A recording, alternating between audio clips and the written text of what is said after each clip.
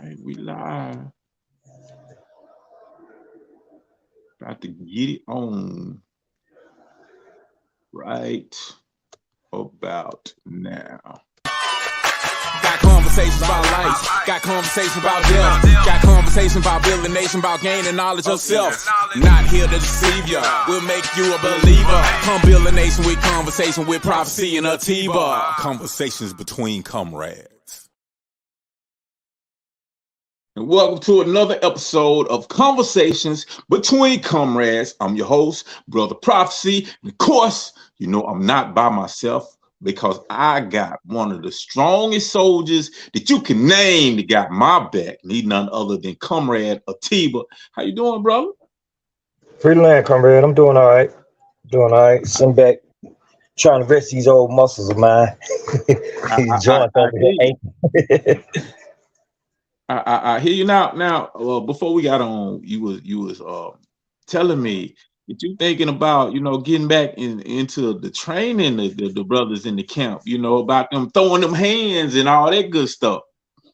Yeah, I mean, lately a lot of the young brothers, they've been they always ask me to train them, but it's been kind of I've been slacking so hard, comrade, and I need somebody to give me that energy, that inspiration, that you need to go and get up. You know what I'm saying? You know how you get Hmm. lazy and shit.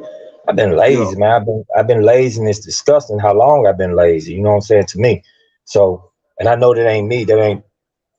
I know as we get older, I'm touching 50 in a few months now. So, mm, we probably, I know I ain't just got that push like I used to. I mean, I still got it, but not like I used to. And I need something to move me, I guess. You know what I'm saying? So, I mean, I've been getting it from the little young brothers. They still got their youthful energy. I said, I'm gonna feed off of that. I that's go and what start giving to them. Yeah. That's what you know what I'm saying. That's kind of what we supposed to do. Eventually you come to that point when we got to give it up to the young people. We got to give that information, that knowledge, while we still got it to give. You know what I'm saying? And I think it's an African Right. proverb that said when an elder dies, a whole library dies with them.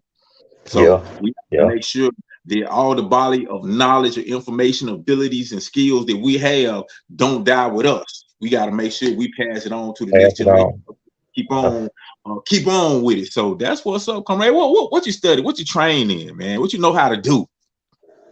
I got basic fundamentals in boxing, and I got a lot of martial arts. I mean, when it come down to martial arts, I can take you. Well, of course, Wing Chun and Jeet Kune Do. That's my Mm, foundation. So, and just to me, I think Jeet Kune Do just it sums up everything. So when you got that, you pretty much got some of every technique in the mix of that. I mean, that's Bruce Lee, the Bruce Lee Foundation, Wing Chun. So I got that same teaching. I had some good teachers, and they gave it to me. And you know, to be more precise about it, comrade, I got an eye for it. I mm, can I can train a person better than I can probably do it, especially my age now. I mean, of course, I ain't limber like I used to be, but I literally that's part of my plan, comrade. Like I said, in these past podcasts we had, I said when I get out, I'm open up that gym and I'm gonna make some champions up in there. We're gonna have at least two champions coming up out that gym, and that's what's up. so and it's because I see stuff that I don't think everyone sees that's in that arena like that. I just see certain stuff. I see the little small things. Hmm. Yeah. Well, I mean that's what's up, comrade. I see, I understand that completely because I got a background in martial arts myself. I got boxing like yourself. I've done judo, jujitsu, Muay Thai. Did some MMA. Actually, used to be an MMA trainer. It was more so Okay. for health and losing weight, that type of thing. Exercise more so than training people who actually fought. Um, Right. so yeah, but I know, it's like when you have a certain foundation, it's like easy to pick up because like fighting is basically a science, and when you kind of understand that science, you can see what somebody else doing from a different art. and you can just kind of pick it up because you know the basic philosophy. You know, it's like the principle behind throwing a punch and how you get a power behind the punch. It's pretty much the same. You know, that's because Yeah. when I started looking at other martial arts, I was like, oh, okay, you know, that's similar to, you know, what I'm doing here. I feel confident that I could go into that arena and fight. Now I'll probably get whooped because I don't have that training on that specific discipline, but I'll be able to, you know, I won't be just lost and confused, you know. Right. You know, So I think that, you know, and Jackie Chan said this in one movie, right? I think it was a Karate Kid movie he did with Will Smith's son. And he was saying martial arts is in everything. mm, And and listen, he is truthful for saying that, you know. I mean, it is. It's in everything we do, you know. And I ain't gonna say just martial. I mean, it's always just a skill in everything that you do, you know. mhm. And you can master it, and you know, grow from it. Now you exactly right, comrade. Exactly right. Um, I mean, it's really. I mean, when I look at it, it's just it's to me it's just science. You know, it's the science of how the body works, or how movement works, or how you can use momentum against someone else. You know, in basic movement, because most martial arts basically came from people observing nature, people observing two bears wrestling. You know, like Right. bears, they just naturally know how to wrestle. You can look at a bear, and I'm like, if you took wrestling, you'd be like, dang, you know what I'm saying? They got technique. You know, they ain't doing a gym or anything like that. It's just a natural, you know, flow. They just naturally know how to do that. They're naturally efficient. I saw it's a video of this guy who tried to break into a zoo. You know, he tried to climb over the fence to break into a zoo. Dumb, because he actually climbed into a tiger's cage. And them tigers Thank mauled him, man. They were tearing him up. You know, they were tearing this you. dude up. He jumped in the cage. He broke into the zoo, jumped in the tiger's cage. Yep. What do you expect to happen? I know, Besides right? getting tore up. I know. You know what I'm saying? But crazy thing about it, comrade, it was like, so, you know, the people who, and this was in China, I believe, what they did was they shot these fireworks to kind of scare the tigers away. And about 3 of them ran away. You know, all of them got off of him, but one of them, he was like, no. He circled around and he grabbed that dude and he got him by the throat. And you know, me being martial arts, I'm a martial artist. I'm like, oh, he got him in a chokehold. Basically, that's what Mhm. it was so effective, comrade. When I looked at it, I was like, whoa, it's over for this dude. You know what I'm saying? It was so efficient, so effective, and I was like, dang, that tiger just murdered this dude. He murked this dude because it didn't like that he did that to eat him or nothing like that. He purposely went over there to kill him. You know, he wanted to Mhm. make sure this dude ain't breathing when I leave. You know, because he saw what the people were doing when they shot the fireworks, and he's like, "No, I'm gonna circle back and I'm gonna grab him and I'm gonna do just enough to kill him and let him go and then go."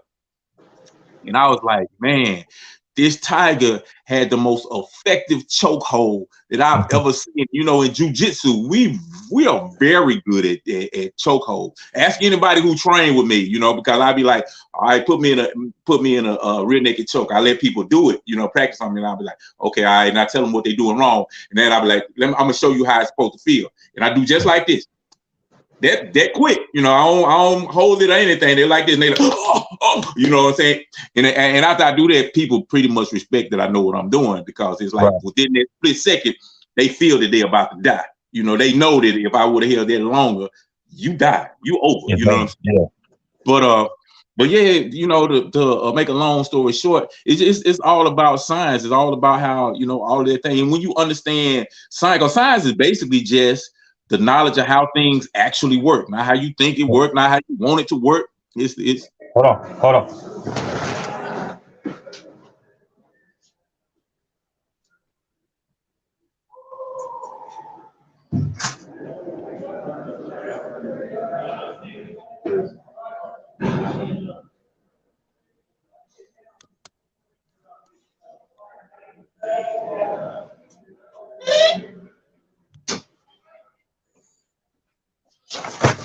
This jerk ass sergeant, man.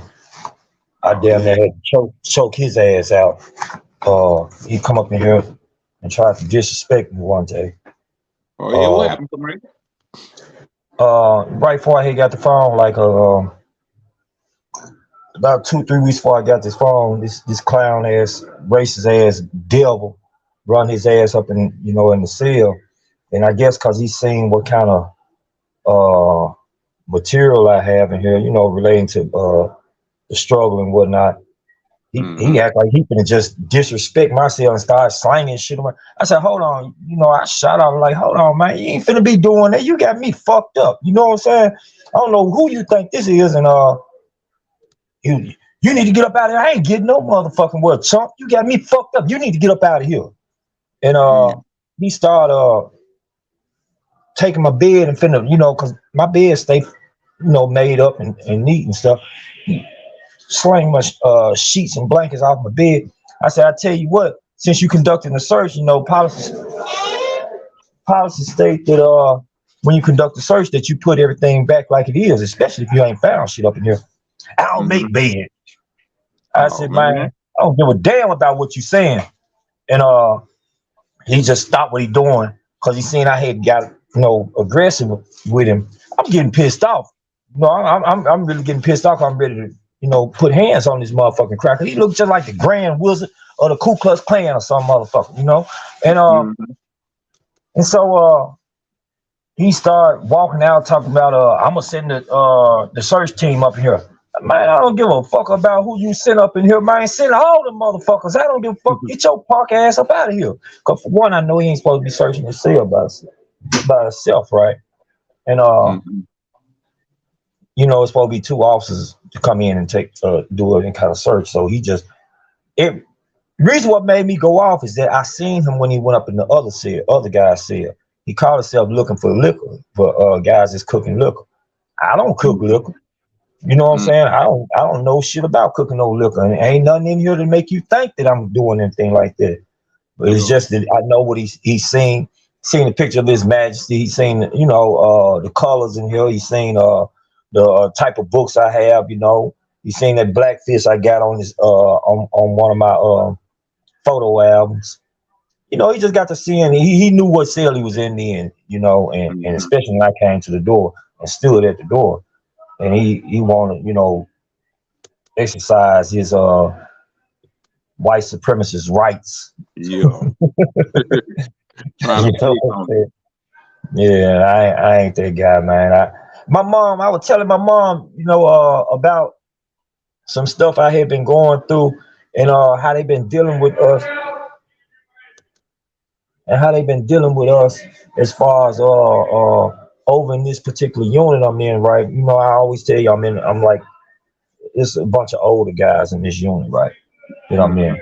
And they've been dogging us out, throughout the week and stuff. And I'm basically one trying to stand up, but so they tell us, look, they run lunch and they run rec time for the ball field at the same time. And told us we can pick and choose. Either you can go eat and miss ball field, or you can go to the ball field and don't worry about eating.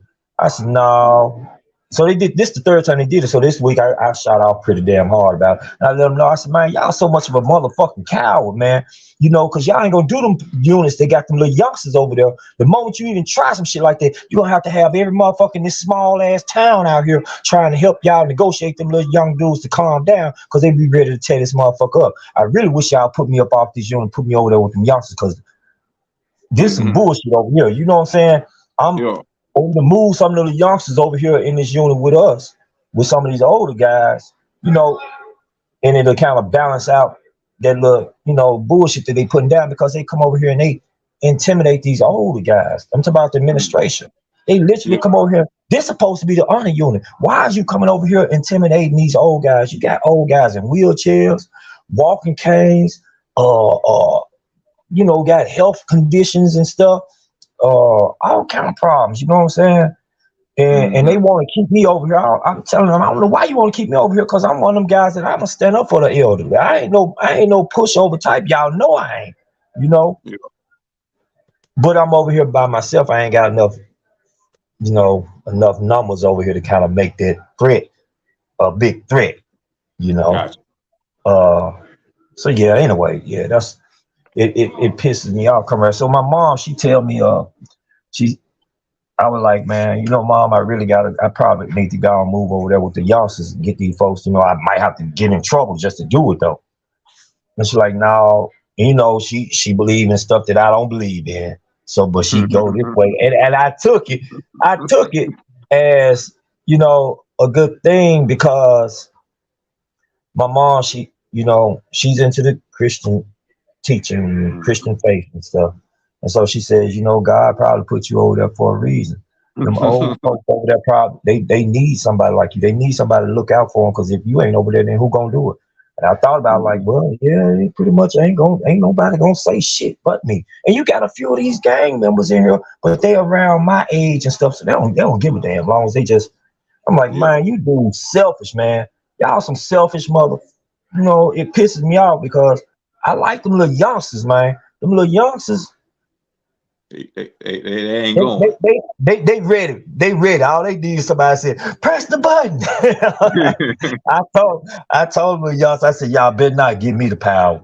Because I'm pressing the button the day I get the power. I'm like, boom, boom, nuclear bomb is going off. I'm I letting feel them you, loose. man. I think we overdue for tearing this motherfucker up. Tear it up. Ain't no going back in the cells, y'all. We going home. Definitely. Hey, so we got a special guest. I'm supposed to have a special guest. Hopefully, we got a special guest. But he contacted me early saying he had an event and his signal is very very poor, and he asked me to give him a direct link. So what I'm gonna try to do, I'm gonna go out for a second. I'm gonna try to put at least my volume, my audio up so I can still talk to you while I'm going out. So I won't just completely go out. I'm gonna try to see if that'll work. So, So okay. okay. You do that. What is that? Uh, That's a loud sound right there, comrade. I don't know what that is. okay. There's speaker. You still hear Oh, that? okay. You got some kind of microphone or something going on. Yeah. that sound, this sound weird. Free land, comrade Queen. Daniel, how you doing? I see you. I hope you got my message. I Hey, was can you hear me? vibing, baby. Hey. Okay, I know what. Uh, is that better, comrade? You got an echo in your background. Okay. Well, I didn't hear it that time. I didn't hear it when you said okay. I didn't hear it then. What about now? Can you still hear it? Nah, it's gone. Now I got an echo. Dang, you do. I'm just messing up everything. Just fucking up over here, comrade. No, it's all good. Hold on. I bet I can fix it.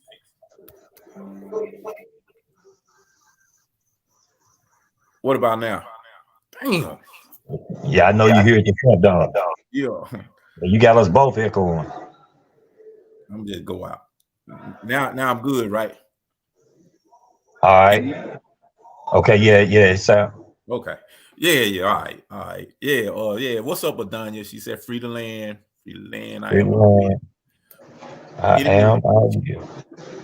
Yeah, and everybody checking in, make sure. And I know y'all just looking at a black screen. I know I'm a black brother. I'm highly melanated, but I'm not that black. So you're actually not looking at me. I know a lot of my partners from back in the day. They have all kind of jokes like, "Dang, prophecy! I knew that was you all the way." Yeah. But now, so yeah, I'm finna go and try to. I'm gonna try to send another link to the brother. Maybe, hopefully, he can get in, and we can have that guest have that conversation. But speaking of the guest, this is brother. Hold on, let me say what's up to the people. He's at Shabu Bukim. Salute, comrades, free the land. Shabu. Now, I read something from you earlier, brother. You said you had a dream that you was at war with a whole bunch of brothers against these white supremacists. Am I correct? Was that you, brother? Talking about that revolutionary dream is a sign that you got to get ready and get prepared. That was you, right, Shabu? I give him an opportunity to respond. I was reading a post from that brother. He was I talking hope about, I was in that dream. yeah, for real. You know, he said it was about 100 brothers with AR, with assault rifles. I'm like, Yeah. I know, I'm an you acting fool. like, that's a good dream. Good dream. My brother from my hometown, Marcus Lewis, aka Gank. He said, "What it do, Double K?" Now, don't holler. Nobody know who Double K is. That's like my first rap name. He was still for Cool Kevin with a K. What's up, Marcus? How you doing, man? Good to hear from you. Shabu said, "Yes, brother. It was so real." I hear you, man. Hey, that just mean we ought to be preparing ourselves for anything. We have to get tight with our emergency response skills, with our survival skills, with our defense skills, with our offensive force skills, and all of that good stuff. In fact, since we together, man, we need to collab and because we've been talking about doing this, but we got to collab and start that survival program for the people so we can get the community prepared to deal with whatever kind of emergency, whether that be natural disaster or man-made martial law, whatever comes down the pipe, we got to be prepared for it, and we got to prepare the community for it, because we've seen example after example after example of our communities being under attack from a variety of things. We saw what happened during Hurricane Katrina. We saw our people being left drowning in the waters, got alligators eating on grandmama body, and ain't nobody coming down to help. So if we understand that this is what happens, then common sense says that we got to be able to prepare and do for self. We can't wait on these people to save us when they don't give a damn about saving us. They just want to exploit us, get as much as they can from us, then throw us away. That's been the reality of it. So yeah, what's up? What's up, Marcus? You say you good, brother. I'm glad you good, man. Glad you checking in. But yeah, Comrade, go ahead. I was fixing to say, had you been checking out any of the news this week? This particular week, not really, comrade. Not as much as I should have. Not this week. It's a couple situations that took place, right? I got this video playing, but I'm gonna put this on this news.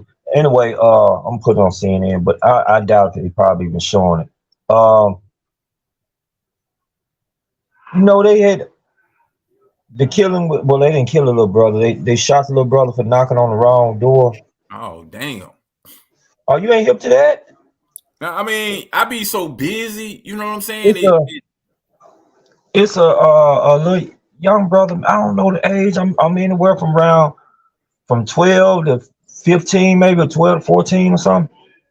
He going to pick up his younger brothers and sisters, and the address is incorrect, but it's the same street or something like this. I forgot how that went, that part. But he wasn't really off. It was just the wrong house. Young brother. I'm sorry, when I say young brother, he looked like he probably about 9 or 10 years old. Hell no. He pressed the button on the door. This motherfucking honky man shoot through the door, shot him in the shoulder or the arm, walked out the door and shot the young brother in the head. Are you serious? A baby. And then it's been on and off on the news lately. Regularly. Is the footage? Do they have footage of it? The actual shooting, no, but they have pictures of. It's been circulating on Facebook. Actually, somebody on my Facebook page had posted it, and I was looking at it, and then I caught it on the news. Like it wasn't 10 seconds after I seen it on Facebook. I looked, and it's on the news, and yeah, so this clown and shot him, right? So they out there protesting about this shit right now, asking for charges or whatnot. I think they did charge the guy, But they was in the community, that community particular protesting strongly about bringing charges against them. Of course, it was a little young. Well, it's a mixed community actually, because I seen whites and blacks, but it was a lot of youngsters out there protesting, right? And Mm-hmm. it's touching because the mom, she come on, she said he survived, he's trying to recover, and he's actually alert, and he's feeling good about people out there in the streets like that about him and stuff. But it was real touching. So now this neo-Nazi that shot him, uh he lies and says he thought he seen a 6 feet something black man shaking on the door trying to break in the house. Wow, that's crazy, When you That's Everything about that is incorrect. I mean, man. just when you look at the little youngster that, when I say youngster, Comrade, I'm talking about this little brother look like he about 10 years old. Don't look Mm-hmm. nothing like no 6 feet, nothing. Mm. You know. Hey, Uh, comrade, uh-huh. on you. Yeah. But I just got in touch with the comrade, with the brother. Okay. Okay. So I want to get into our guest. But no, we'll probably continue the conversation with him because I'm gonna look that up and we will definitely get in that. But hold on, let me get back He into was it. 15. Yeah, Yeah. he was 15 years old. Damn, that's crazy. Let me jump back on the scene on the screen. I was reading in the comment. Okay, you put some extra stuff going on, Comrade. Yeah, I Echoes. got it. Is that better? Yeah, he rung the doorbell and the white guy just shot him for no reason. Yeah, you sure right. That's Marcus Lewis. Yeah. So all Yeah. right. So we got a special guest today.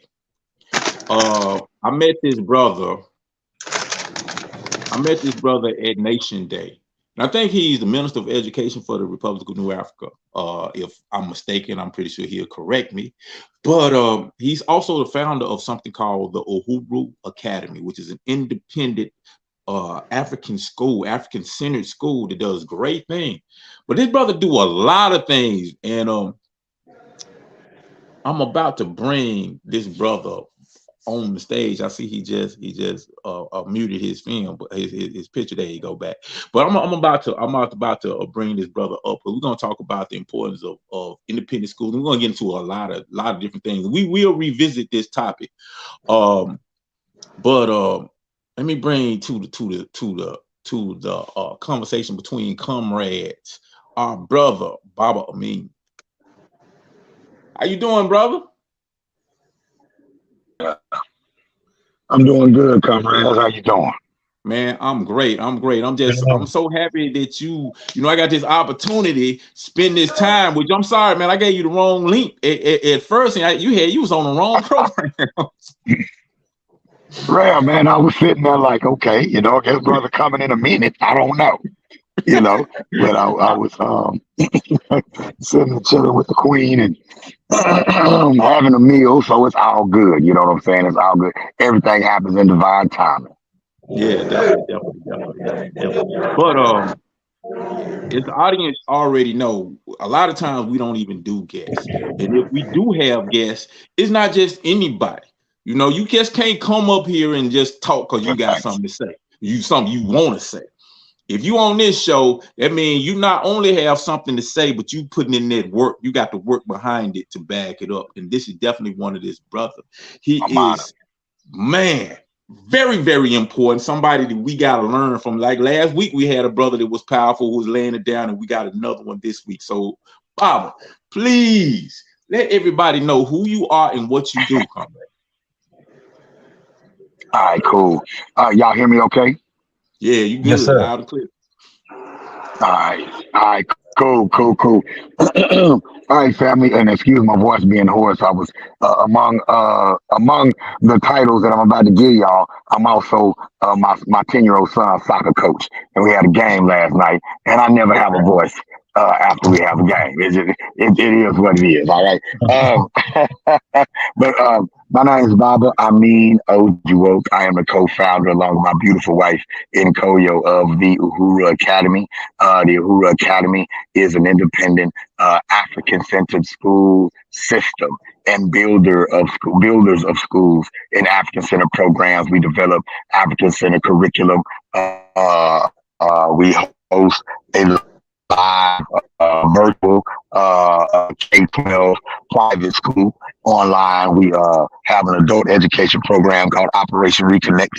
We again, like I said, we partner with other African center schools like the powerful team at UASC, Uhuru Academy, South Carolina International, here in Hopkins, South Carolina, what we call the model institution. 4 acres of black-owned land have been converted into a school campus, that's off the chain. You know what I'm saying? But education activism is my thing. My wife and I are also co-ministers of education, for the Republic of New Africa. Not to mention, I mean, I'm a teacher. I'm a teacher. I'm an instructor. I'm a husband. I have 8 children. Beautiful family, beautiful extended village, and I've been active in our community for my whole adult life. For about 30 some odd years now. You know what I'm saying? On this journey. And it's an honor to be here. It's an honor to be here. So that's in a nutshell. Hey, I'm an MC too. I can't, because I still eat. I'm still a beast, so I can't leave that out. And so that's what we do, man. We organize, particularly around education solutions for Black children. Man, that's what I'm saying. That's what I'm saying. I'm gonna get to that MC part in a minute. You know what I'm saying? I don't think you just slid that in there. Yeah. But I'm gonna get to that MC because I heard you MCing. You and your queen. Yeah. Y'all did. Hey, real deal. I got a surprise for you too. You don't even know I know it, but I got a surprise for you. But Yes, sir. but where do I want to get started? So how did the Uhuru Academy come about? How did we start that? All right. Well, the Uhuru Academy was officially founded in 2010, in Fort Worth, Texas, by myself and my wife. It was a vision that I had, and I say me and my wife because without her support, there would have been no Uhuru Academy. You know what I'm saying? And so Uhuru Academy was a vision, a culmination that I had just from working with young people, man, for over 20 years at that time, and just got tired of putting band-aids on bullet wounds and wanted to be a part of an actual solution. You know what I'm saying? And so we founded Uhuru Academy in 2010. No funding, or just right out of our pocket, and using relationships in the community. And again, working with young people led me to that, man. I've been I've been teaching since I was 18 years old, and started my first rites of passage program in the so-called housing projects, Butler Housing in Fort Worth, Texas. And from there on, we spread our rites of passage. And shout out to my teacher, Ricky Clark. We spread our programs out throughout the city, every community where we was needed. This was the height of the crack era, the height of the gang banging era. You know what I'm saying? And so my whole introduction to consciousness was within the context of improving the community. They go hand in hand for me, and that's how we started. I actually dropped out of college to teach. I didn't go to college to become a teacher. I dropped out of college to teach, and to be engaged in my community and find new ways to deliver powerful, unapologetically African-centered education to our children. So it was born out of that experience, man. Just being engaged in the community and just being my wife. My wife wanted me to be happy and saying, "Baby, get out there and follow your vision." And she's been there with me lockstep from day one. And the rest is the history, the present, and the future. That's what's up, comrade. Man, that's dope. You dropped out of school to become a teacher. That's a super dope concept. Yeah. So like a little while ago, I was just on the Uhuru Academy website, just looking through some different things, and it's a lot of things I seen that I didn't see before. I saw an animated cartoon, a couple of animated cartoons with you in it, just dropping the facts, doing the knowledge. I'm like, oh wait, this brother is so creative. You know what I'm saying? What's that all about, comrade? Man, we always looking for ways to deliver content. One of the cool things about being grassroots and like the young folks say, getting up out the mud is that you got to take on new skills. You got to take on new skills. You have to be creative. You have to keep an open mind. And so along this journey, man, I've learned how to do my own flyers. I had to learn how to do my own videos, do my own editing, record my own music, mix my own songs, write my own lesson plans, the whole 9 yards, and so now where I'm at right now, those skills are just, coming to fruition. And so like that particular curriculum you talking about is what we call our African Wisdom Journal. See, that's an everyday experience for children at the Uhuru Academy. Every morning we begin the day with creative writing. Before we do anything, that's from K through 12. Before we do anything, our students create first. I want to know what's on your mind first. And on Mondays and Wednesdays, we do what we call the African Wisdom Journal, where we'll take an African proverb, break it down, and then have them break it down in their own words, and then create a story with that proverb as the moral of the story to demonstrate that they got it. Right? Not only does this help them memorize the proverb, but now they writing books at 8 in the morning. They're writing whole essays just to start school. They're writing whole stories. And so it's really to help them with their work ethic, help them with their concentration, get them ready for the day, and teach them valuable life lessons at the same time. And we have writers at our school, man, in the fifth graders, sixth graders, seventh graders, that are working on their own novels right now, because of the writing that we do consistently every day. So what you saw was me using software called Adobe Character, and me breaking down a proverb with my cartoon. They don't want to look at my big old eyes and big old burly all the time. I animated myself, put them in the cartoon, and they love it. I mean, now the children, and the adults too. Yeah, I enjoyed it. I'm like, okay, I'm feeling like, because you told me Yes. any of the videos I can snatch and put them on novels. So I'm like, oh, yeah, I showed them. We finna have us a whole Oh yeah, children's absolutely. Yeah, absolutely. definitely. Matter of fact, because Yeah, I'm a absolutely. filmmaker. You know what I'm saying? I'm actually a filmmaker. So I'm like, All okay, I right. gotta get with you. I gotta do some collaborations because I got ideas too. And I'm seeing what you can do. And I'm like, okay. I think I could take what you're doing and Oh bring it to a yeah. whole nother level. So yeah, Hey, we about we to me and my online students, we're in the midst of our first little Zoom movie that we call Baba mm, Amin 2. And in the movie, I play a man that's trapped inside the computer, a Black history teacher that's trapped inside the computer that'll pop up on your webcam and ask you a Black history question. And if you get it wrong, you get sucked into the computer, right? And so oh we're snap. always trying to do, we're always doing a lot of creative little things, man. So we would love for you. We need more hands on deck that can edit and come up with ideas and help the Mhm. babies brainstorm, and 'cause, our program is interactive. We push creativity because we see how when young people are empowered, when our children are empowered to be creative, they come up with solutions. They don't just repeat the problems. You know what I'm saying? Mm. And so we're building, we're developing problem solvers. We're developing visionaries at our school. It's not just about African centered education is not just about learning about the past. It's about beating the enemy to the future. You know what I'm saying? And so we at the Uhuru Academy, we emphasize building our future. Man, well, I see. I told y'all. I told you we don't just be having no slaw on this show. If you on this show, cause Right. me and that comrade, we be talking that good black ish every day. So we got somebody else gonna Yeah. take some time Yeah. away from us talking. You better have something to say. And man, I I want Oh, appreciate if you want somebody to talk, I all you want gotta do is invite me. Cause if I can't talk about nothing, I can talk about the Uhuru Academy, bro. it. Man, that's can I what's up. can I ask a question right quick? Yeah, Like please. how many students do you have in your school? All right. All right. So with our online private school right now, we have about 45, 46 students. They're spread out around about 20 different states. We also have 3 students in Saudi Arabia. We have a student in London, England as well. And we're beginning to work with some young people in Dar es Salaam, Tanzania. With the Uhuru Resource Community Center out there, you know what I'm saying? And so we have that in our adult program. Right now, we're working with about about 18, 16 and ups, and up mean up. You know what I'm saying? People who stopped out of Well, school. We have an accelerated high school diploma program. So we work with about 18 there.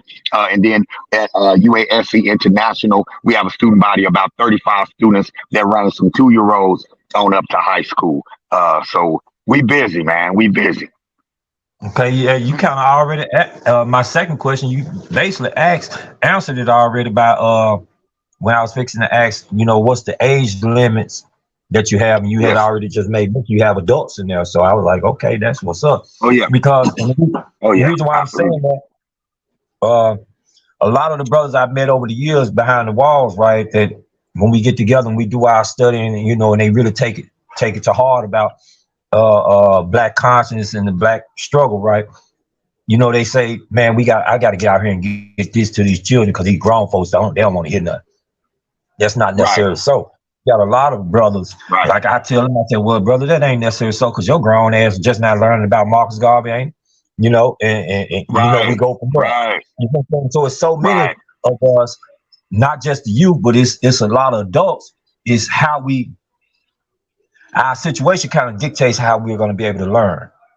I'm just, Right. and I Right. hate to say use the word lucky inside my condition and circumstance, but I'm lucky enough to learn in this situation. I didn't learn out there. I learned up in the prison cell. All And, right. and a lot of those I met them in the prisons, and that's what we've been learning. We studying, we growing. And all of us say the same thing. Man, if we could have got this when we were young, we wouldn't be here. Right. So Right. I take the hat off to you and your queen for doing that because we do need our history and our story, and our education, our African Center education programs and curriculums to be taught to our youngsters so they can miss this situation right here. You see what I'm saying? That's right. Yes, sir. Because Absolutely. we know our teachings takes us in a different direction than what the enemy's Right. program has Right. taught us. Right. The Right. enemy's program, Right. they got books on it from the school prison pipeline. I forgot the name of certain books, but y'all understand what I'm saying. They got from school to the prison Right. pipeline and whatnot. Man, Basically, what they telling you that I'm they gonna tell you this. transitioning us straight into the prison system. They Oh yeah, miseducating absolutely. us to go It's right into the business. prison system Black. to keep Yeah. their pockets Yeah. full. Black failure is big business. Yeah. Yeah. Mhm, Yeah. Black mhm. failure is big business, brother. And the prison, the school to prison pipeline is very real. And I was going to tell you, interesting. You talk about brothers who get the knowledge behind the wall. Man, we founded the Uhuru Academy in 2010. Uh, uh, it wasn't the established conscious community that supported us. Matter of fact, they was looking at us like, who said y'all could start a school? Right? And Mm. and, and, and who are y'all? Because we didn't go to the conferences. We wasn't in the Black Power in crowd.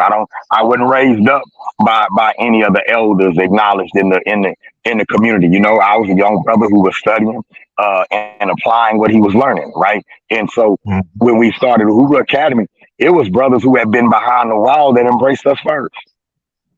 The Mm. brothers of Lone Star RBG. Shout out to Ali Africa. Shout out to Supreme Raw Africa. You know what I'm saying? Those are two of our first parents were brothers Okay. who had been behind the walls, got the knowledge behind the walls. And when we started the Hoover Academy, we started in the hood. We started in the middle of the hood. You know what I'm saying? And so Right. it was our neighborhood that embraced us. It was the hood that embraced us. It was the brothers who had that knowledge that was still out there. You know what I'm saying? On the block trying to teach and pro righteous teachers that embraced us. So that's needed. That communication is needed. It's been invaluable. The contribution to brothers who picked up knowledge while they had to sit down for a little while has been invaluable to our development. We wouldn't be here without the brothers. So Man, that's how it that's worked what from the inside to the outside, from the outside to the inside. Right. Right, That's right. right. So when brothers have to go sit down, what we do as best we can, try to link them with somebody we know on the inside that's gonna help them continue their studies, pick up their studies. Whenever they looking for something, looking for knowledge, make sure that we can point them in the right direction while they in there to get that knowledge. Man, that's what's up, That's the man. way it works. Everything you say is very inspiring. I'm getting really, really Yep, hyped up. thanks. I'm like, man. Um, I think it was last week. You just went live and you said a lot of profound things. That's one of the reasons why I say, okay, I've been on my mind to holler at this brother. Let me get it off my mind and Right. put it into action. But it's a couple of things. I actually aired what you said on the Naba broadcast. But Yep, it's thanks. something you said. A lot of things you said really caught me, but this in particular, because you started out with talking about how you've been in South Carolina with a lot of great Africans doing a lot of great things, but you feel like you've been in this pro-black bubble, and it feels like Right. you being kind of disconnected or losing your voice with the community because it's a disconnect between our movement and the community. But that kind of made me excited for a different reason, because I'm like, okay, being that you've been in a pro-black bubble means that a pro-black bubble exists. And if a pro-black bubble exists, we can blow that bubble up and expand it from a bubble to a pro-black community. And we blow that up from a I think I'm pro-black still in the community show. I to don't a know pro-black if y'all can hear town. me. You know what I'm saying? Yeah, we Peace. can hear you. We can Uh, hear you. uh, Oh, okay. Okay. Here I am. okay. Can you hear us now? Yeah, I can hear you now. Okay, all right, all right. Well, basically what I was saying, we was talking about you was in a pro-black bubble. And I got excited because a pro-black bubble exists. You know what I'm saying? Which means if it Right. exists, then we can expand it to a pro-black community, to a pro-black town, city, state, ultimately nation. One thing that I'm Right. encountering now, because I'm always pushing, we need to create our own institution. Everybody that's doing something, we need to work together and make everything that we're doing more effectively. Because there's a lot of people actually doing things, but we just don't know about it. And Right. I get mostly positive response, but the negative that I get is that ain't gonna work, and just like a whole, like it just ain't possible. And it's usually from people who don't know that, okay, after the Civil War, we had independent black communities all over this place. You know what I'm saying? It was successful. There Right. was attack, Right. but it was Absolutely. successful. You know, Absolutely. now we got more resources and more opportunity than our ancestors Mm. had. We just got to have the mindset, So it's like the potential and everything is right there for us to take. We just got to have enough brothers like you get working together to have it. So kind of speak to that, the whole pro-black Right. bubble you have, and the need to not only just get in your bubble, but to always get back to the community and bring our brothers into this bubble so we can expand it. Right. So for the last 3 years, man, we've been in a real cool situation here at UASC International. We moved out here in 2019, me, my wife, our 4 youngest children, to help build UASC International, to help develop the program. We fell in love with South Carolina, man, and relocated. We actually live on campus grounds. We live in a rural area. So on a daily basis, I get up, I walk across the farm to my classroom. My children walk across the farm to their school. And so and everyone involved with the school. I mean, it's just beautiful, beautiful people. How y'all doing? All right. Beautiful, beautiful people, man. And so you can get in this bubble. I'm in this safe space where I'm working here from I'm working remotely. I don't have to leave the farm. Right. And so I can go through my whole week and every black person I talk to is woke. Every last one up, and so you can kind of get in this bubble, but this isn't where I'm rooted.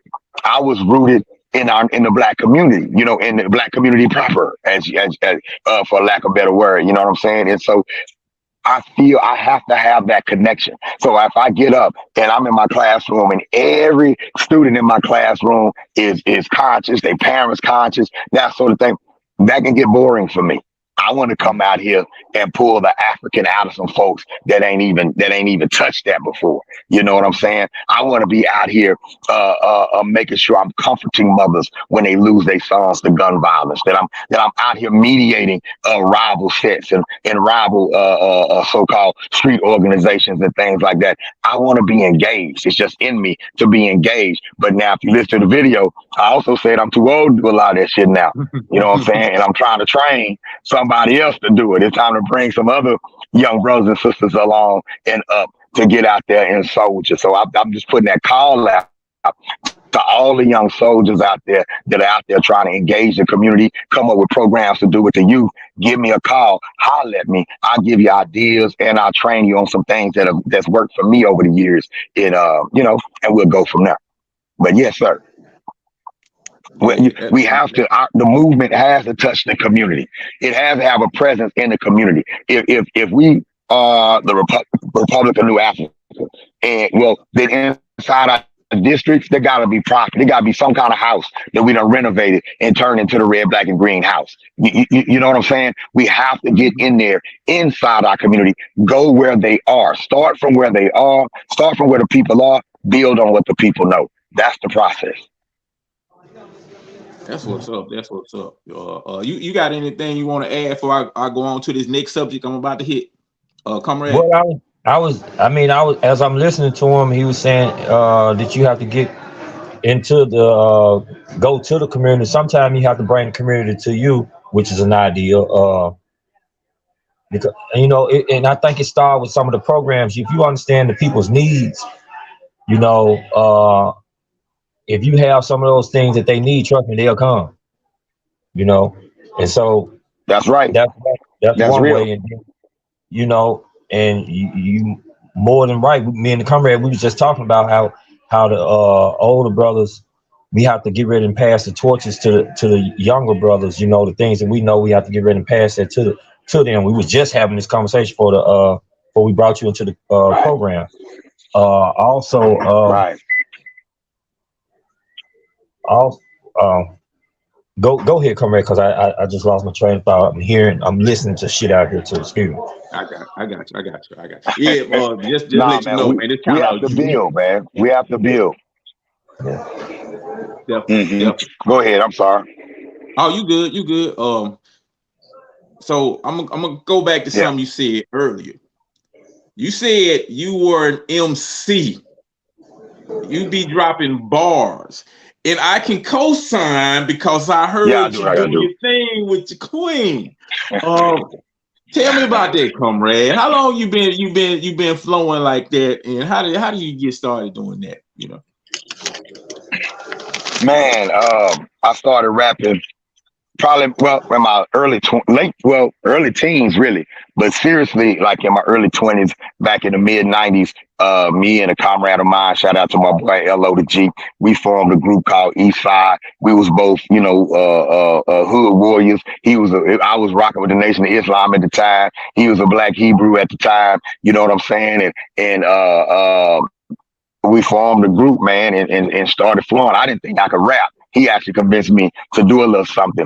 And once we did it, you know how you become kind of hood famous, and folks was checking for us. We ended up getting a record deal, and I spent some time in the music industry, did some ghost writing, that sort of thing. But I was always more interested in using hip hop as a tool for liberation as opposed to get famous.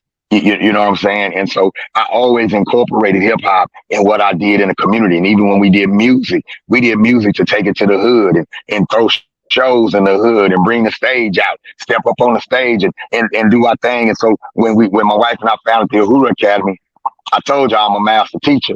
I recruited her and turned her into a cold MC. Now she be on songs and people like, ooh, Mama Koyo ate you up on that one. I'm like, well, that's all right.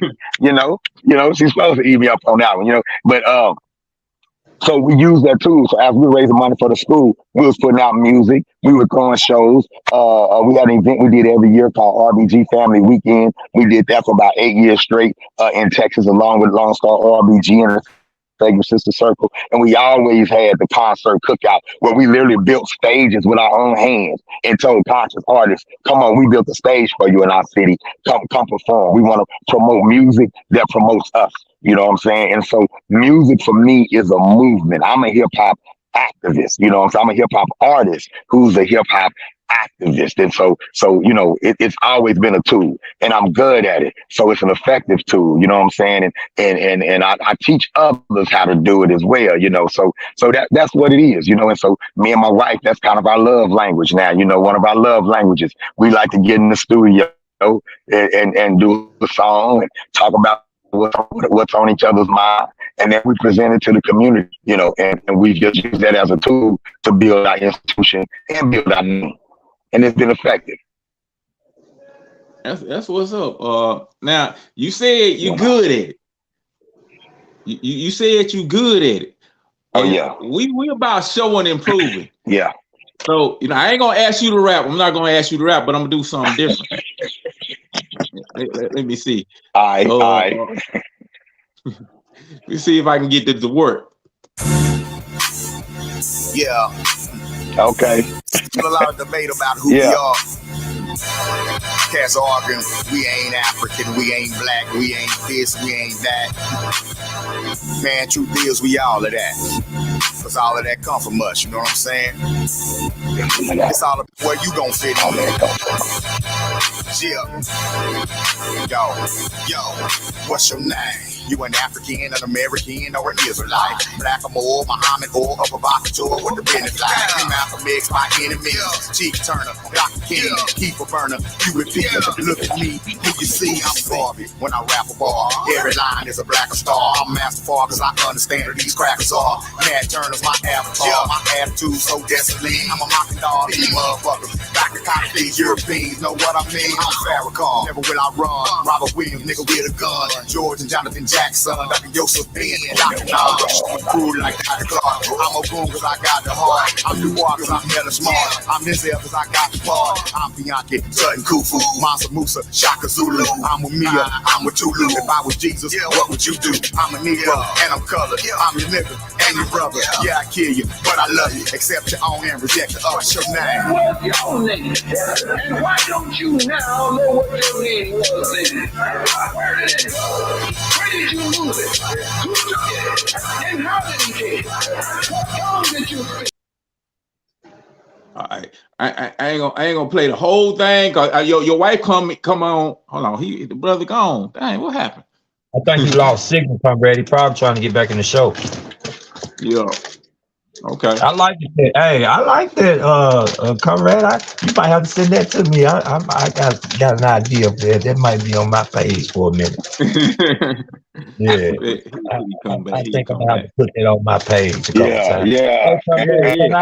I'm feeling that. I'm feeling that right there. Appreciate that. Yeah, man. I'm feeling that. I need that. You have it, bro. Take it with you. Take it with you. I appreciate it. And I'm finna help promote it some more because I'm finna be dropping that in here. Put it on my little memory chip and play it through my radio loud for. Oh man, appreciate that, man. Yeah, put it on out there, man. You know. Yeah, that's what's your name like there, man. Yeah, we love that one. We love that one. We love us labels, black folk. You know what I'm saying? We love come together on what we can come. Yeah, you kind of breaking up, bro. People going in and out. And he probably moving around in the house. You got to. Yeah, I hear me now. I'm outside. Okay, yeah, you frozen up. Can you hear me now? Yeah, we got you. We got you. Now find a good spot. Okay. You find a good spot, man. I'm in the country, man. I'm in the country. I feel you. I kind of want my train of thought. I lost my train of thought early when I was speaking, but I do remember what I was talking about. What I wanted to ask. So if you got a second, you were talking about being in the bubble, right? I'm good. Let me undo my camera. Yeah. Comrade, I had mailed some documents to you. I don't know if you got a chance to put your hands on them yet. A couple weeks ago, you got it, right? I gotta go to Miss. I ain't been to Mississippi, but it had arrived. That's what I'm saying. It did arrive to your family. Yeah. But it talked about that, right? It talked about if the statement y'all made about being in the bubble is, I believe it has a connection to what I sent to you, and a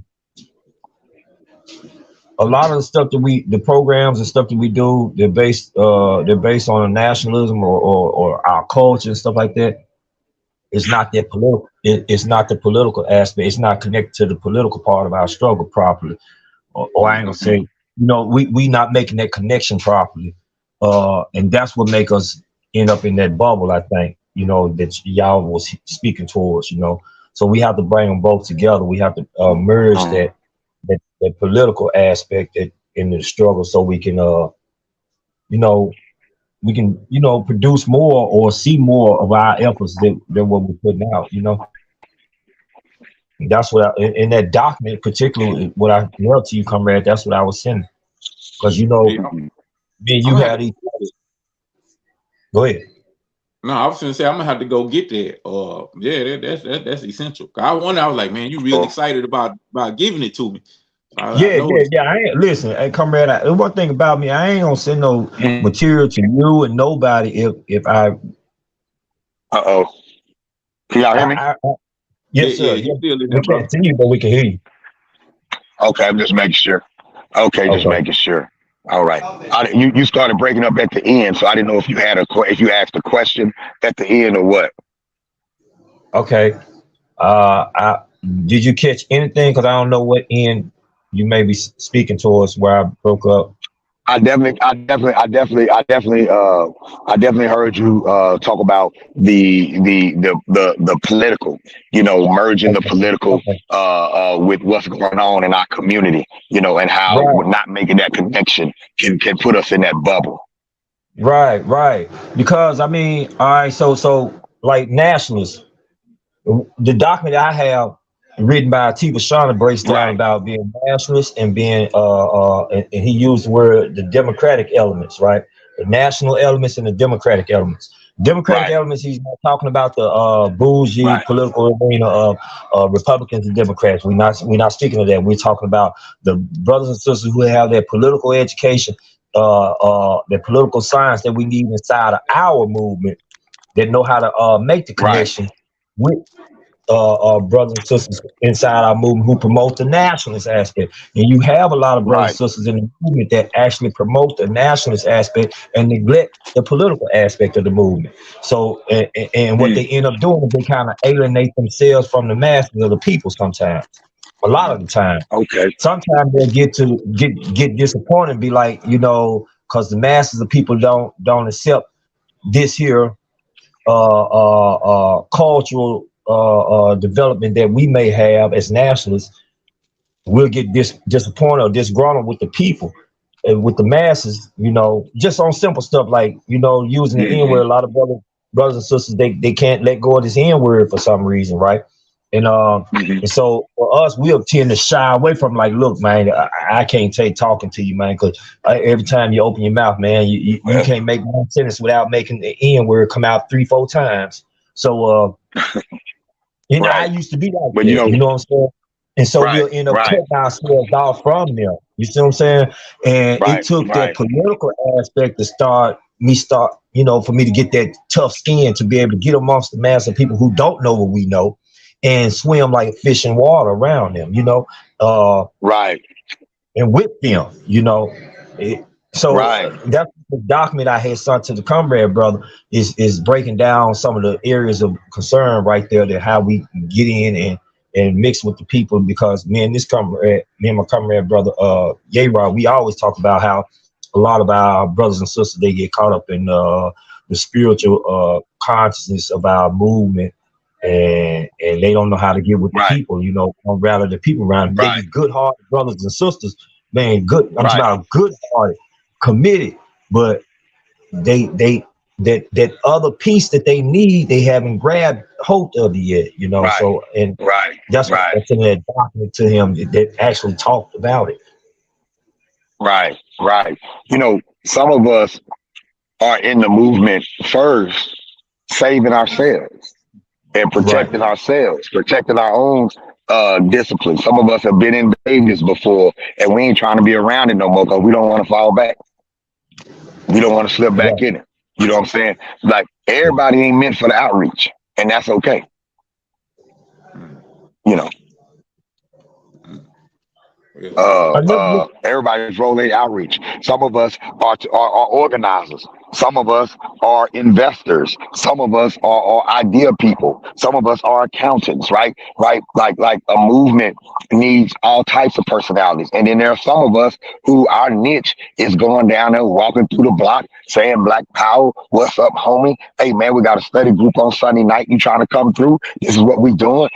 Some of us live for that aspect of the movement. We got to identify those. We have to do a better job of finding our passion within the movement, within the action, rather than thinking we got to do everything. Now, what's your part? Once I found education, I'm cool. So when my comrades say, "Hey, man, we doing we toting our guns downtown and marching," and well, that ain't my area, that ain't my department. I got love for you, but if I start organizing that, that's gonna take away time from this. I'm gonna do this. I'm kicking them right here. You kick him where you kick him as many ways as you can. You know what I'm saying? But find your passion within the movement and you grab that. Some of us gonna write books. Some of us are lecturers. Grab your passion and you do that. And our work will unite us. If you working, our work gonna bring us together. Our collective work is why we're on this podcast right now. We didn't grow up in on a playground together. Nothing. Our work brought us together. And if we keep working, the work is gonna keep us together. And so just finding our niche in the movement, and everything is political. Everything is political. You know what I'm saying? From our attitudes towards Pan-Africanism to what the babies are eating for lunch in the public schools every day. Everything is political. And we have to be on top of that. I think that our movements need to just be more practical. And yes, let's have the big complicated conversations. Let's talk politics. Let's talk global politics. Let's talk about the future where we want to go. But also, let's talk about the babies down the street needing some shoes. You know what I'm saying? Let's see what kind of resource we can be for the community right now, and start from where we are and build on what we know. That's an excellent point. I think it's right on, because a lot of times when we get out there to the people, the only thing we have to offer is a lecture, is some knowledge, is some information, which is good. But if you offering knowledge, information, but your enemy offering some food, clothing, and shelter, eventually, that knowledge sound good, but I gotta eat, I gotta feed myself, I gotta house myself. So yeah, because like one thing I'm been big on right now is everybody that's trying to create some type of institution, we gotta kind of magnify that, because it's our institutions which allow us to, we have, like y'all got a farm, and I wanted for you to talk about your farm too, because the agriculture is something I'm big into. You know what I'm saying? Because we got to be able to feed ourselves and feed our community, as well as educate ourselves. We got to have economic institutions, somewhere where if you in hard times, we got like stuff like that actually going on. You know what I'm saying? I think we need to promote it more. But since I'm talking about that, let me talk about get into your farm. What kind of farm y'all got? What y'all doing as far as agriculture down there? On the what we call it. What we call it Uhuru Farms, right? Uhuru Farms, and let me say this: I don't farm. Now I eat off the farm, okay? But I'm a city boy. I don't do a lot of farming. All right, but we have a beautiful farm there, man. We have one of our instructors, Dr. Abdullah Adesanya, been 73 years wise. He's developed a curriculum called African Centered STEAM. Right, and he is the director of the Uhuru Farms, and our babies are out there growing food. They growing okra, they growing tomatoes, they growing arugula and melons and cantaloupes and the whole 9 yards of kale. And every day at our school, our students only eat vegan meals at school. We don't serve any other kind of food, right? And many of the food is farm to plate. So we actually partner with other Black farmers who actually deliver vegetables to the school as well. And so a part of our program is our students not only learning about vegetables and the things that we grow, but the nutrients that come along with it, And so we're teaching healthy eating habits, and the babies get to see food be created from seed on up to sprouting. So I mean, it's a powerful, powerful experience. It's like, brother, every time you open your mouth, I get inspired. You know what I'm saying? I'm like, Yeah, thanks. I'm literally, out there trying to build, trying to, what I'm saying? I'm like, I'm out to, you a brother after my own heart, but I'm trying to build. And every time I'm talking to you, I'm like, I got to do better because, man, Yeah, but for the yeah. people who want to take control of our community, who want to do things that you're doing, Uh-huh. what kind of suggestions would you give? Like I'm just John Q in the community. I see my community, but I want to make a change. What suggestion Mm. or advice would you give to a brother like that or a sister like that? Man, somebody trying to do something in the community, the first thing they need to do is just take a real honest resource check. What do you Mm, already have in your hand? What do you already have in your hands? What can you already do? And let yourself know, remind yourself that no contribution is too small. You may not have everything you need to make your vision happen today, right? But if you build on what you have, eventually you will.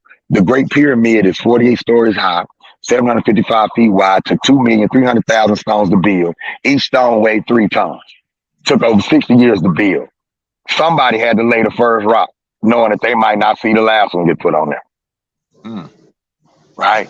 And yeah. so we have to understand that when you build in brick by brick, what you need to focus on is making sure you put your brick in the right spot. Because if you put your brick in the right spot, we can't finish the pyramid, right? And so do a resource assessment of what you have. Who are your allies? Who are going to this venture with you? You know what I'm saying? Are you cool with a pastor? One of the things that we did when we first, when we established the Uhuru Academy, we weren't just looking for folks that flew the red, black, and green to partner with. There are a lot black people are more black nationalists than they think they are. Mm, We're more pro-black than we think we are. But if you come in and instead of saying, yeah, Black Power, Pastor Green, and you just come in and say, peace, Pastor Green, how you doing? Hey, man, I'm teaching children math and science. We doing projects, and they learn our history, Pastor Green, this part that we didn't have in school. We just need a place to do our camp on Saturdays, and we're going to do some arts and crafts, stuff like that. I see y'all got that center over there. What we got to do to get the center? Pastor Green might say, boy, I've been waiting on somebody want to use that dang center. mm, Y'all go on in there and do what y'all got to do. And you build those alliances. One of the things that we don't do is that we think just because someone doesn't share our ideology that we can't collaborate with them on something that we do have in common, right? And so think of those collaborations. So when you do your resource inventory, do your collaboration. Like, who can I collaborate with? How can I appeal to the community center to use the community center gym for this, and this? This a community center. I'm the community. I'm about to go use it. How can I use the library? We've had class in the public library before. It's the public library. You see what I'm saying? And so you have to use every resource at your disposal, right? And do that honest resource assessment. Know who your team is, who's down with you. And then you don't be shy about what you're doing, but in a positive way. Don't do it with shame. Don't try to shame black people into working with you. See, we can't come together. Okay, I'm here out of guilt, but next Wednesday I ain't gonna answer my damn phone. mm, Because you got me here out of guilt. So now I don't even want to see your call. Because every time I talk to you, I feel like I ain't black enough. yeah, So I don't want to talk to you. Right. But if you could talk to me in a way that affirms me, like, man, you know what? I heard you say that you was in the sports. Man, we doing a little 3-on-3 tournament next week, man. We need somebody to help us put it together. Speak to people's strengths. Speak to people's strengths. Yeah, I got a pair of Jordans. I don't even care about shoes at all, but I got a pair of Jordans that was gifted to me, right? And they got some dust on them because I live on the farm. Well, mhm, I cleaned them off so I can wear them somewhere. All the dust didn't come off, but I wore them anyway, and I still look good. Well, that's mm, us that are older. We Jordans, but we got some dust on us. But clean us off a little bit. You can worry. I might not be able to wear me for 6 months, but I still got some wear and tear in me. And sometimes you find some of the older people, the OGs, they got a little stuff left. They got something left. Put them old shoes on and walk them out in them shoes, before you switch them out. You know what I'm saying? And we all got a little dirt on us. We all got a little mud on us, right? But if we come together, work together based on our strengths, we can get a lot done. The Uhuru Academy has been a community effort, not just me and my wife. It's been parents. It's been volunteers, people who don't even have children coming through and donating money, giving time, giving resources. You know what I'm saying? Principals in public schools be calling me talking about, yeah, it ain't working out for him at the school, but I think I told the mama about you. Don't tell nobody. You know what I'm saying? And so it's about relationship building. So that'll be the other thing. Be good at building relationships. It ain't personal. The goal is Black liberation, not best friendism. I'm not looking for a new best friend, right? I'm looking to see if my resources and your resources can team up and do something powerful for the people. And if you're not interested in that, then we don't really need to talk much. I only need to talk to the people that are interested in empowering the people. So go look for them people in the community, not the one that's on TV all the time. Look for the little dude that's standing next to the pastor that come to all the meetings, that make sure the food come to the meetings, and pastor kind of talk to him kind of dirty and all that kind of stuff. But he always show up because he's honestly just there because he want to do something good for somebody else. Mm-hmm. Those are people you look for. Them quiet warriors that take care of the details, that believe in what you're doing. Not necessarily for every flashy leader you meet, it's some real solid people that's really behind them, and they just a mouthpiece for the work that the real solid people are doing. Go to the real solid people. And then you'll find yourself building a coalition. Uhuru Academy was a coalition of Muslims, Christians, people that practice Ifa, Rastas, Moors, Black Hebrews, all that. But none of the leaders, the people, the parents, the rank and file who say, you know what, man, my group, we ain't got no school, but we can bring them to your school. That's better than public school. We don't have a University of Islam in our community, but we got an Uhuru Academy. We don't have a Moorish Science School, but we got an Uhuru Academy. And the Uhuru Academy is a safe space where they can all go and be rooted firmly in what they believe at home. Yeah, brother, I'm actually taking notes. Because you're giving good information, and that teacher just coming out of you. You know what I'm saying? I just asked a random question, and you just gave me a lesson plan. A thing to do: step 1, step 2, step 3. Yeah, I can't help it. Yeah. You write any books? Not yet. Right now, I'm trying to apply the books that I done read. Gotcha. I mean, I say that because and that day is gonna come. I have a short ebook. I got an ebook that I just finished. 5 tips for Black homeschooling parents. And then I have another small ebook I did called Black is Still Beautiful. And so those are 2 works that I'm still working on. Well, they're both actually done. I just gotta promote them. Got you. When you get them done, make sure you holler at that so we can be one of the avenues that you push it out there. Absolutely. Will do. Yeah, man, you got my mind racing, man. I'm excited, man. I'm glad to talk to people like you. I like the part where you was making mention that everything is political, and you correct on that, right? And you went on and spoke about how to get with the people. Once again, my information, a lot of my information, true enough, I was taught about elder brothers and stuff, but they directed me to read. And it just keeps pointing me right back into the material that I read, which is the same document I mailed to you, comrade. What the brother's saying right now, what finished saying a minute ago about being able to relate with the people, that document speaks exactly about this, and that's what I understand.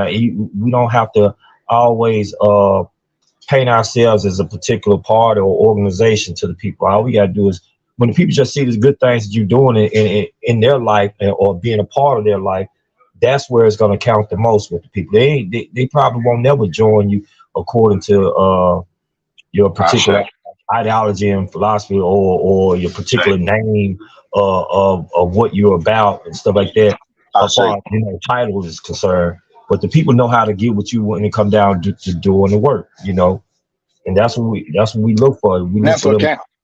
Yeah, that's where it's Yeah, at right that's there. what counts. Yeah. Meet people where they at.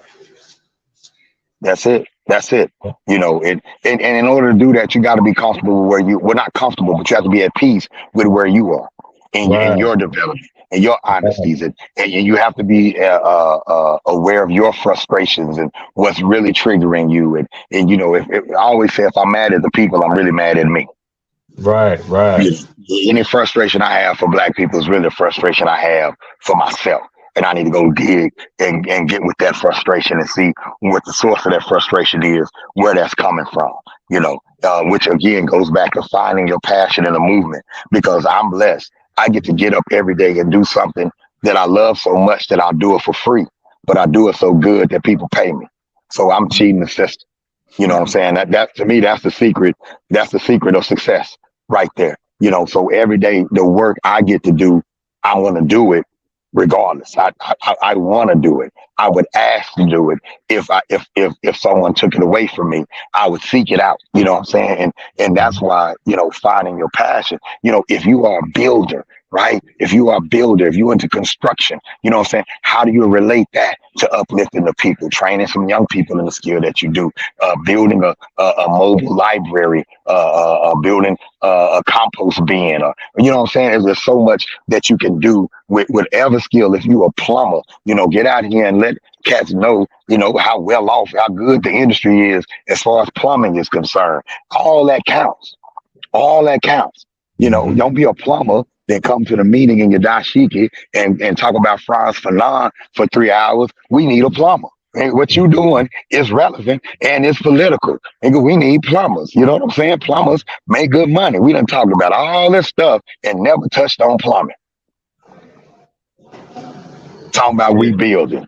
Got three carpenters in the room, and we talked about we quoted Kwame Ture for a whole hour, and three carpenters in the room, and we ain't came out with now project. yeah, yeah. That's what's up, comrade. That's what's up. You just spoke on how a lot of times we don't understand, our own triggers, what's been going on with us, the self hate, and really, the mental dysfunction and the trauma that we've experienced. As an educator, do you encounter that a lot? Or educator and an organizer, do you encounter that a lot with people you dealing with? And if so, how do you deal with that? Well, number one, we have to constantly remind ourselves that we've all been miseducated, right? And so I got a line in a song I do with Tahir RBG, and I said, know when you're running with somebody who claimed this, you getting them and the inner cracker they came with, Mm. right? Right. And so we all got a little bit of that little bit of that crack in us, as far as attitudes, as far as perspective. You know what I'm saying? And so first you go in with that empathy, understanding, right? You go in and you be a listener. Don't approach the people. Don't approach people like you're there and you got something to give them. Approach and listen to see where you fit in.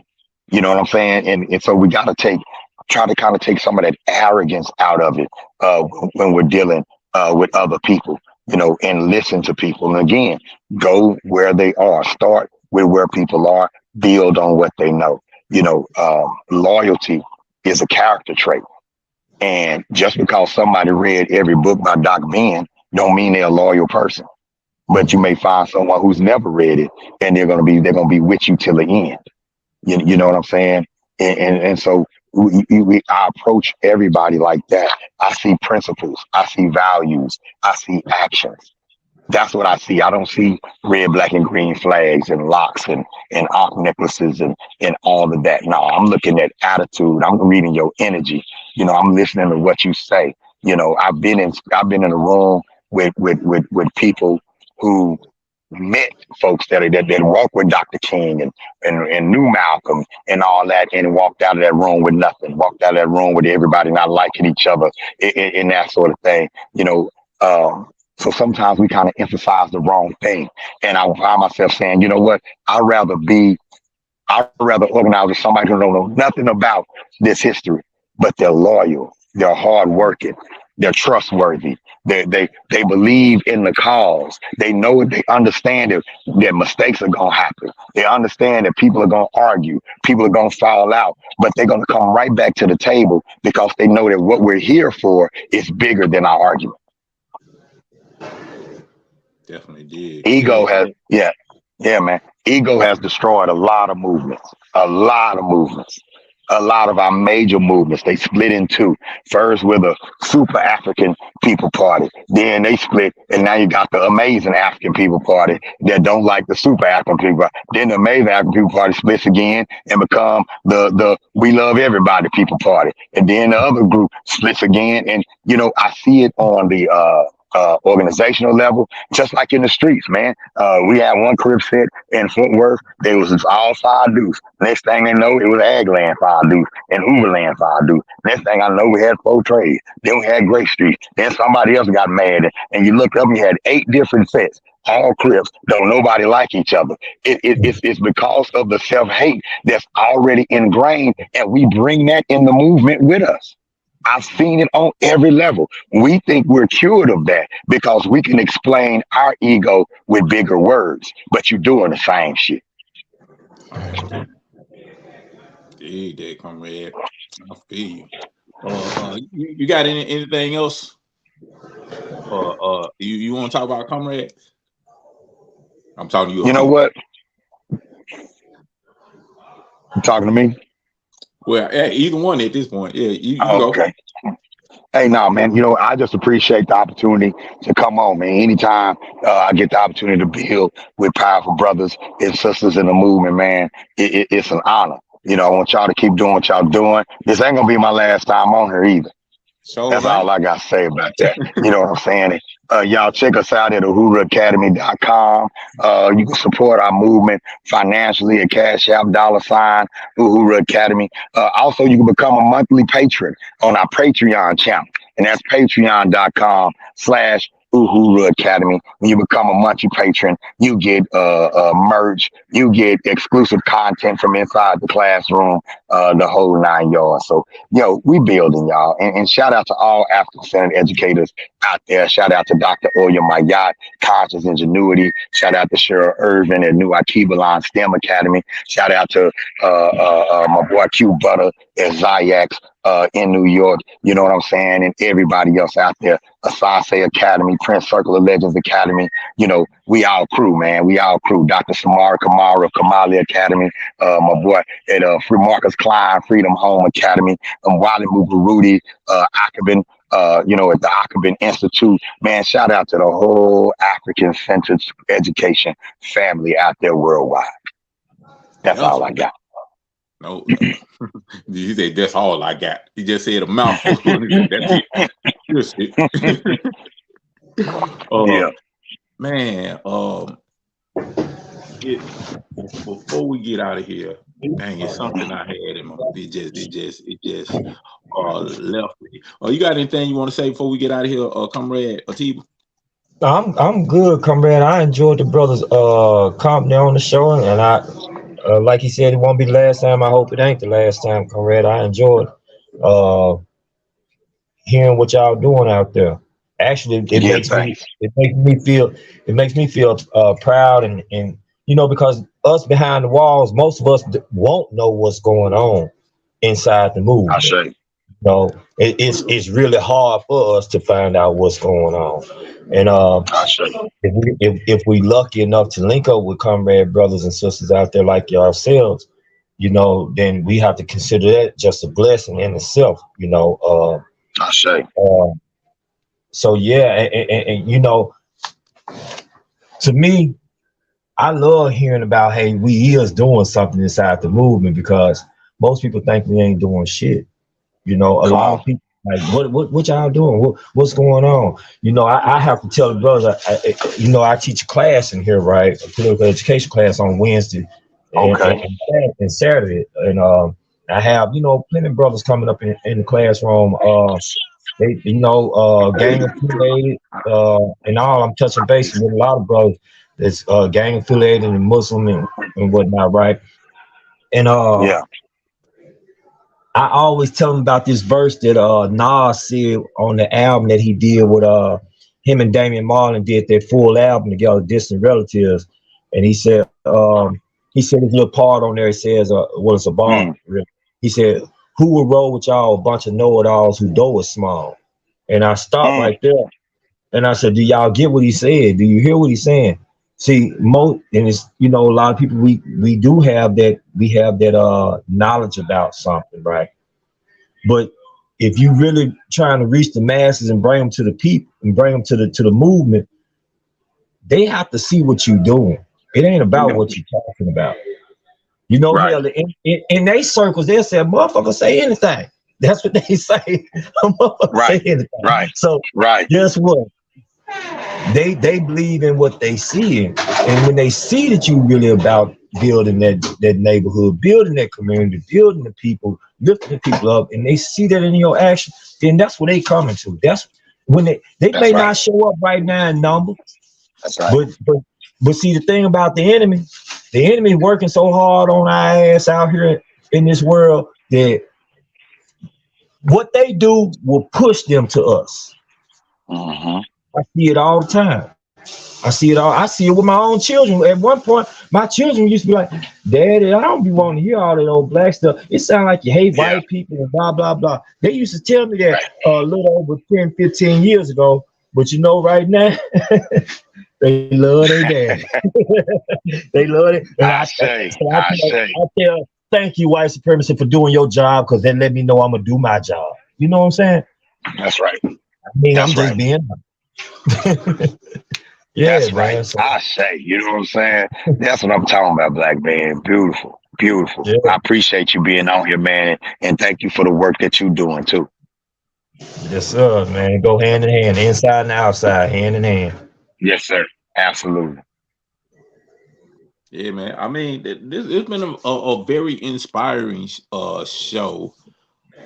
All right. I'm just letting you know right now. We it's a couple of projects we're gonna do. My mind racing. I got ideas too. All I'm right. glad to see somebody else who's got ideas, because I'm usually the idea Yes, guy sir. around here. Um, but yeah, man, we got, cause hey, I rap too, so I ain't say nothing, but I pick up the mic. Okay. I All got a right. studio. All right. My Yeah, mic stay I'm hot, waiting to bro. hear that And I collaboration, right? use yeah. And I use Band Lab so we can record from where you at. Yeah, I know. That's what's up. That's what's up. We can do it. We definitely can make it happen.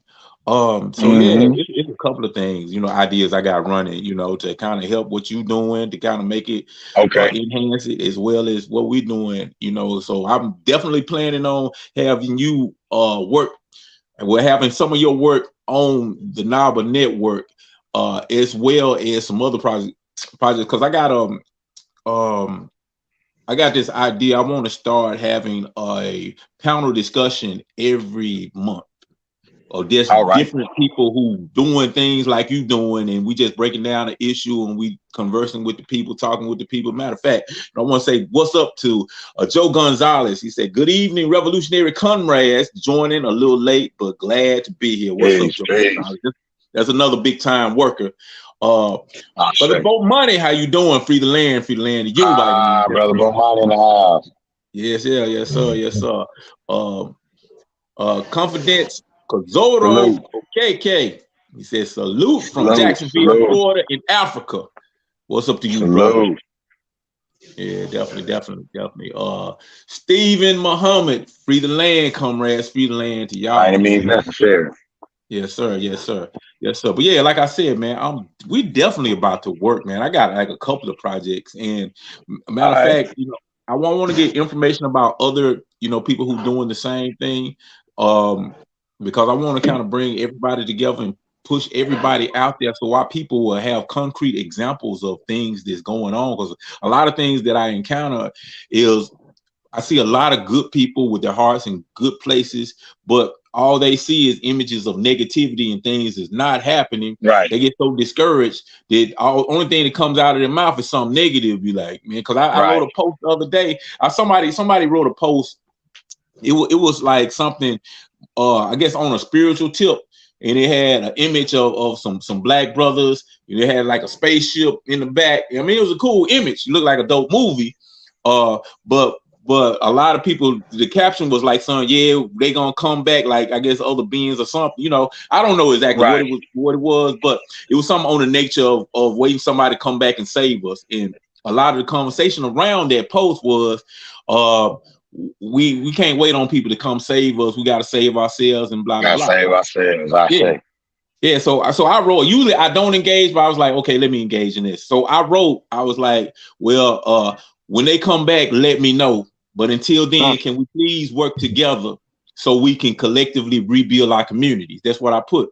And a lot of people, it got a lot of interest, a lot of feedback from that. Most of like 90% of it positive, but the negative comments that I did get was people saying, well, yeah, good luck with that, brother, but it ain't gonna happen. You talking about fantasies and all of this type of stuff. And I'm Right. basically responding to them like, no, work is being done, and work has been done in the past. We just need more people, more hands on deck, more boots on the ground, More so hands we on can deck. collectively make what we're doing stronger. So that's what I'm trying to do. That's I'm trying to get all brothers who doing stuff like you're doing, and let's get them together and let's let the people know, yeah, it's actually going down. You actually, there is hope. It's Absolutely. not just we're not all just killing each other and smoking crack and whatever No, they claim that we're all not at doing. all. Come on. Yeah. So yeah, I appreciate what you're doing, brother. And like I said, we're gonna work, Give thanks. a lot, and We turn us locked on in. to everybody. Yeah, to everybody who wanna work, turn us on to All right, that's what's up. Well, we got a it. squad, man. We got a squad. You know what I'm saying? And we got a village. Hell, we got a nation. It's just about us getting to work, man. Like I say, the work is gonna bring us together. We locked Yeah, in, brother. that's what's up, bro. That's what's up. Let's go. Well, any final words for tonight that you want to say to the people before we get out of here? Nah, man. Just give thanks. That's all. Just give thanks. Walk in gratitude, black folk. We gonna win. We definitely gonna win. We definitely gonna win. Any final words from you, Comrade Tiba? Free the land, comrades. I'm enjoying our time together. I hope the people out there who listening, y'all keep building, y'all keep networking with us. Bring your friends and family on who may find an interest towards what we're doing and what we're talking about. This conversation gonna keep going. We're gonna keep building. The struggle ain't gonna end until we liberate our nation. I say. Definitely, definitely. I'm feeling you. I mean, y'all spoke so eloquently and been breaking down the information, and I appreciate the work you doing, brother. I Give thanks. appreciate and them Give the thanks and skill praise to sets the that you creator. got. Please give them to them young folks because we need it. Because we like us, like I say. T, what you were saying, we can't. It's an African proverb that says every time an elder passes away, a whole library passes with them. So we I can't keep say. that library of knowledge that we have, that each one of us have, to ourselves. It can't die with us. That's It right. got to keep on, and we got to keep That's right. progressing. That's Uh, right. so with that, man, I'm gonna let everybody go. Thank everybody for checking in. Appreciate y'all Brother having me. Martin Lewis and Shabu and Steve Muhammad and Confidential, Kozoro, KK, Bo Money, Joe Gonzalez, and everybody out there. Thank y'all. We Don't I forget appreciate that say. that. gal Daniel. Oh yeah, I Daniel. know she Yeah, doing that. definitely you. Um, but yeah, now I'm gonna leave the people with some more of your work. You know what I'm saying? We gonna get, I we're gonna end it properly. I say. This is, like I said, a multi-talented brother right here. So we'll see y'all again next week, y'all. Love it. Free land. Greetings, Free the land. scholars. By any means necessary. Amin I'm here not with gonna free another land. African proverb for your African Wisdom Journal. Scholars, today's proverb is: the hand that knows how to work will never go hungry. I'm going to say that again. The hand that knows how to work will never go hungry. Scholars, I know a lot of times we look at work in a negative way, like, ooh, I don't want to do any work today.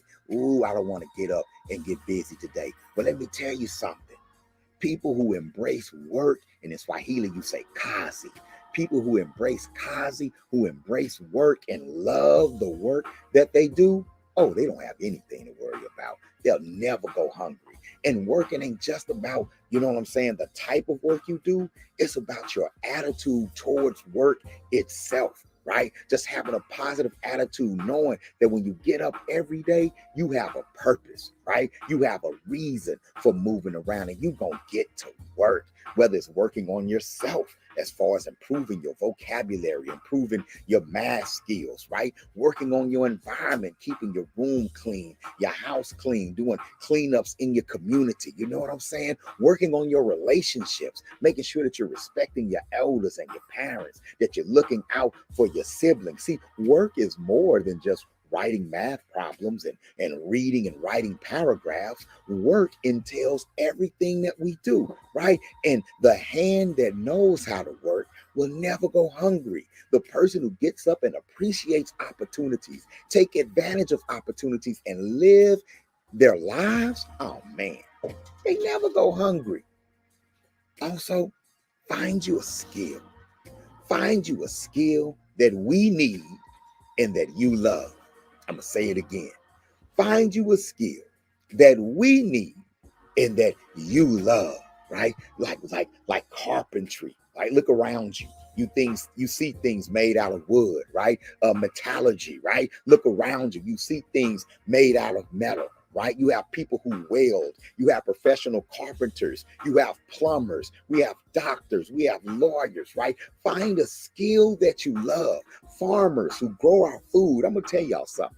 Farming is not easy. If you farm, that means you love to farm, right? And you got people out there who love to grow food, right? Find a skill that you love and that we need, and you'll never go hungry, right?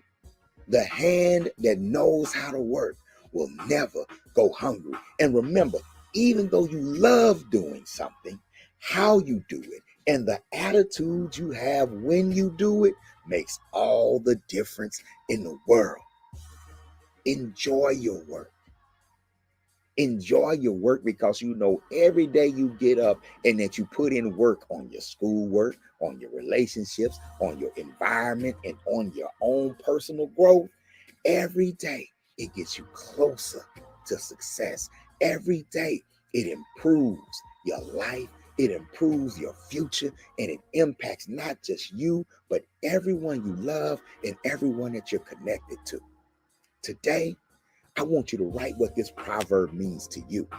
And then I want you to write a story with this proverb as the moral of the story. The hand that knows how to work will never go hungry. Enjoy, scholars. Peace. Got conversations about life, got conversations about death, got conversations about building a nation, about gaining knowledge of self. Not here to deceive you, we'll make you a believer. Come build a nation.